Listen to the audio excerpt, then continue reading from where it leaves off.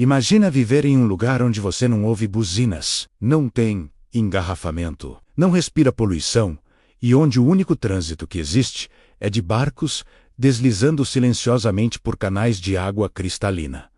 Parece um sonho, né? Mas existe um lugar na Europa onde isso é realidade há mais de 700 anos. E o mais louco, essa cidade proibiu carros antes mesmo deles serem inventados. Giethoorn, na Holanda, tem 2,6 dos habitantes, 180 pontes de madeira, 90 quilômetros de canais navegáveis e 0 ruas para carros no centro histórico. Enquanto São Paulo tem mais de 8 milhões de carros circulando e levamos em média 2,43 minutos por dia no trânsito. Os moradores de Giethoorn se locomovem de barco elétrico ou bicicleta. A diferença?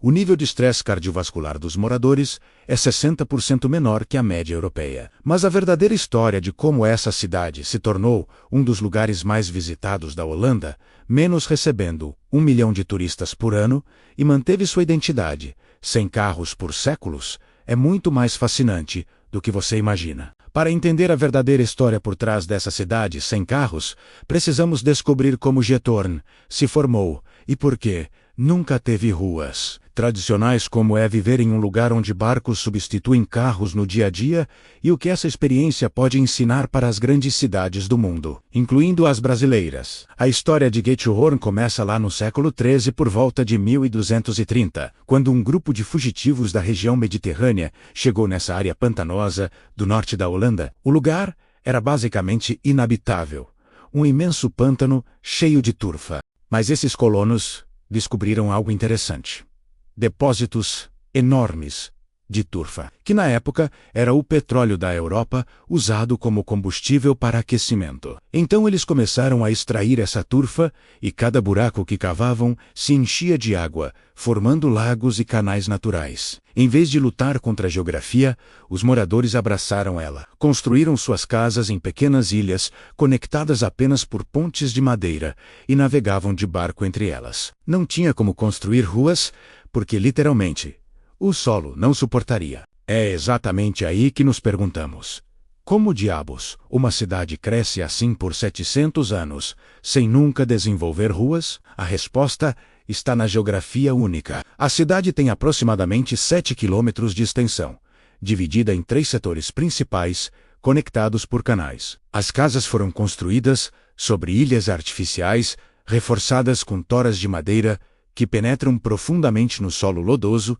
menos a mesma técnica usada para construir Amsterdã. As famosas pontes de madeira, cada uma foi desenhada sem pregos de metal, apenas encaixes de madeira que permitem flexibilidade quando o solo se move com as estações. Os barcos tradicionais, chamados whisperboats, barcos sussurrantes, têm fundo chato para navegar em águas rasas de apenas 1 metro de profundidade. E aqui vai o dado mais impressionante. Quando os carros foram inventados no início do século XX, Giethoorn, simplesmente, continuou sem eles. Não era pirraça, era impossibilidade física. Mas o que os moradores enfrentam no dia a dia vivendo em uma cidade assim? Como diabos você recebe uma geladeira nova? E se precisar de uma ambulância? Hoje, Giethoorn é um dos destinos turísticos mais procurados da Holanda, recebendo cerca de 1 milhão de visitantes por ano. Isso é quase 400 vezes a população local. A cidade foi apelidada de Veneza do Norte e virou sensação nas redes sociais, especialmente entre turistas asiáticos. Mesmo com essa avalanche de turistas, a cidade mantém a proibição de carros na área histórica. Existe apenas uma ciclovia e um estacionamento na entrada da cidade.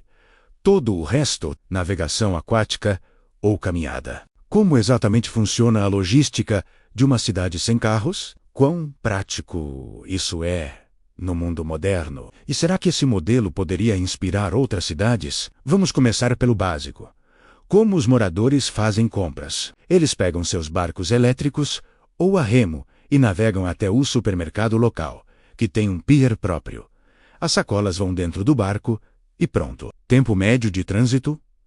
5 minutos mais e entregas pesadas? Isso fica com barcos de carga especializados. Existe uma empresa local chamada de Dick Transport, que entrega tudo por água: móveis, eletrodomésticos, materiais de construção. Eles têm barcos com plataformas que conseguem carregar até 2 toneladas. Reformas de caça. Os trabalhadores chegam de barco com todas as ferramentas. Lixo coletado por barcos 2 vezes por semana, em horários específicos. Correio.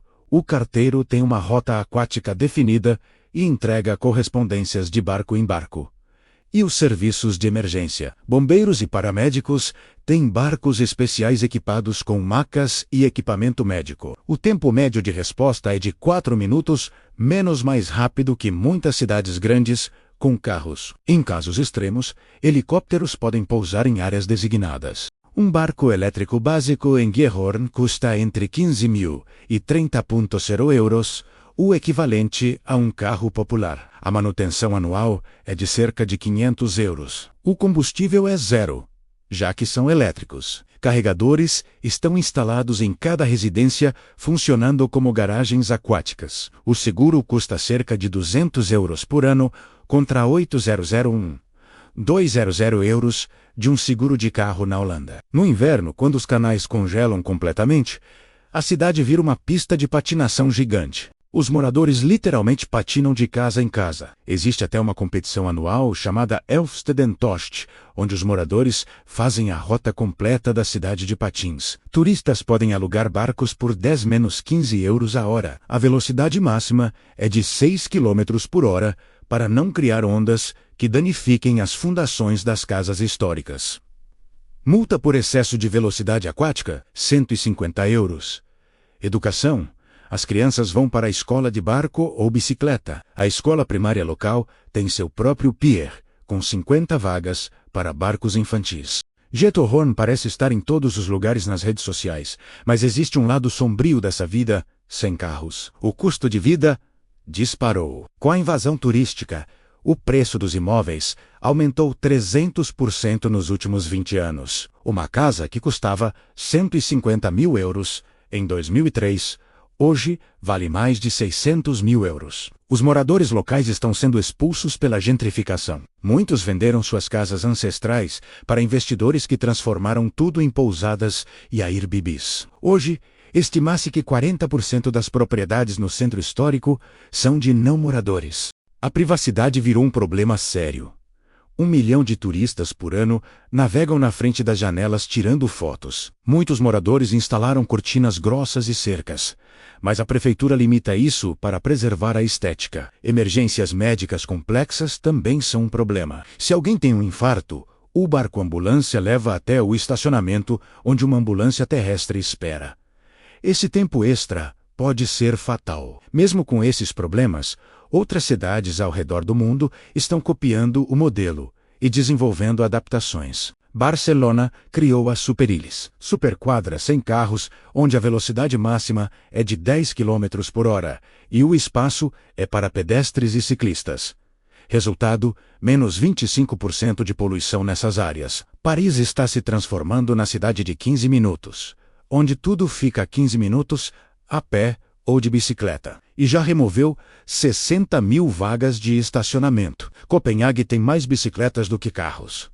675.000 bikes contra 120.000 carros. 62% dos habitantes vão para o trabalho de bicicleta. Estudos mostram que cidades com menos carros têm taxas 40% menores de doenças respiratórias, 30% menos acidentes fatais e índices de felicidade 25% mais altos. No Brasil, algumas cidades começam a experimentar. Curitiba tem a maior rede de ciclovias da América Latina.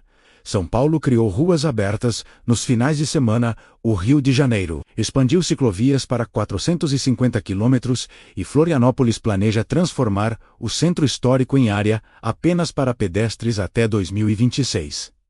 Mas o desafio brasileiro é grande. Transporte público caótico, falta de ciclovias seguras e cultura do carro dominante. Gijón nunca teve que se desacostumar dos carros menos.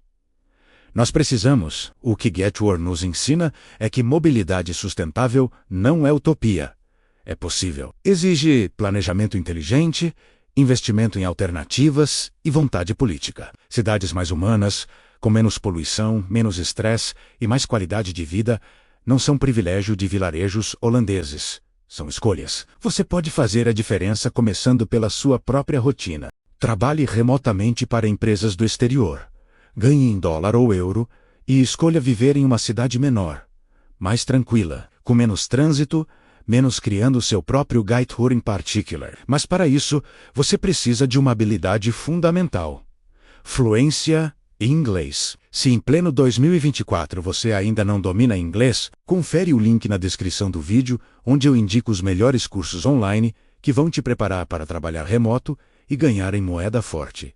É investimento que se paga em meses. Me conta aí, você moraria em um lugar sem carros como Jetohan? Ou acha que isso é utopia impossível para cidades grandes? Comenta aqui embaixo que eu quero saber sua opinião. Se você gostou desse vídeo, compartilha com aquele amigo que vive reclamando do trânsito. Me segue no Instagram para mais curiosidades. Tem 2 outros vídeos aqui na tela, escolhe um deles que eu te vejo lá em alguns segundos. Por hoje é isso, um grande abraço e até mais.